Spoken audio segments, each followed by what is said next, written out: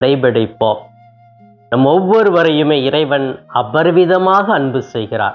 அந்த அன்பின் உச்சகட்டம் தான் அவர் நம் மீது இரக்கம் வைப்பது, அவருடைய இதயம் நமக்காக துடித்து கொண்டிருப்பது. அப்போ என்னுடைய வாழ்க்கையில இறைவன் வர வேண்டும் என்றால், இறைவன் எனக்காக இருக்க வேண்டும் என்றால், நான் இறைவனை நாடிச் செல்ல வேண்டும். நல்ல பக்தி முயற்சிகளை கடைபிடிக்க வேண்டும். நற்கருணை ஆண்டவர் முன் அமர்ந்து நான் செபிக்க வேண்டும். இப்படிப்பட்ட நல்ல பண்புகளை இந்த வெள்ளிக்கிழமை வேளையிலே செய்து இறைவனுடைய அருளை நிறைவாக பெற நான் உங்களை வாழ்த்துகிறேன்.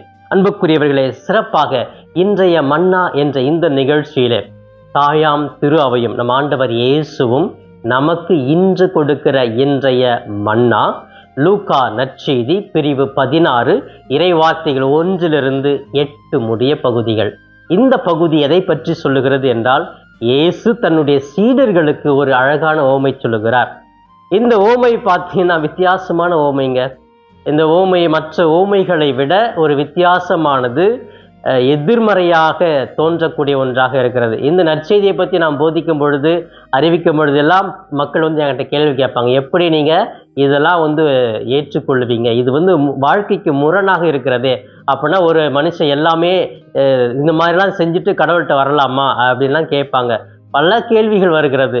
அப்போ ஒரு சில நேரம் நானே குழம்பி போயிட்டேன். ஆமாம், இயேசு என்னதான் சொல்ல விரும்புகிறாரு, ஏன் இந்த தவறான செய்தியை இந்த இடத்துல சொல்கிறாரு அப்படின்னு நானும் யோசித்தது உண்டு.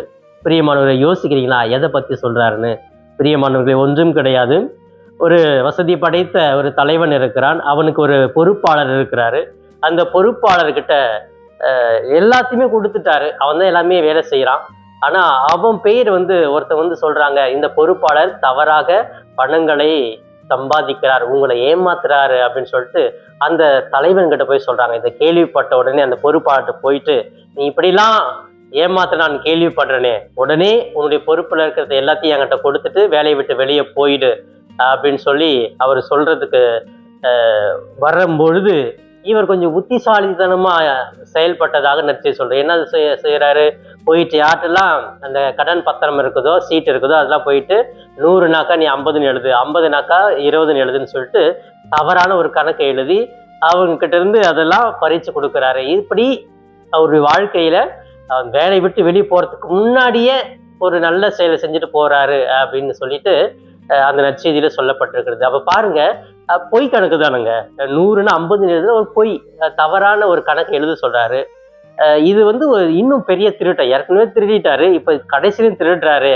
அப்ப இதுதான் இவரை போல முன்மதி உடையவராக இருங்கள் அப்படின்னு சொன்னா, இது என்ன செய்தி இயேசு சொல்ல விரும்புகிறார்?